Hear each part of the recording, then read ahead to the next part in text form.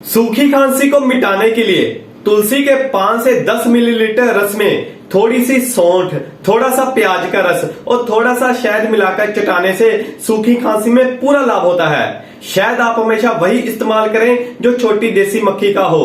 अगर किसी कारण से शहद उपलब्ध नहीं है तो आप गुड़ का भी इस्तेमाल कर सकते हो। गुड़ भी आप वही इस्तेमाल करें जो गहरे भूरे रंग वाला होता है, क्योंकि गुड़ का रंग जितना सफेद होगा वो उतना ही बड़ा जहर होगा। इसलिए आप इसका जरूर प्रयोग करें। सूखी खांसी आपकी पूरी तरह से दूर हो पाएगी। धन्यवाद।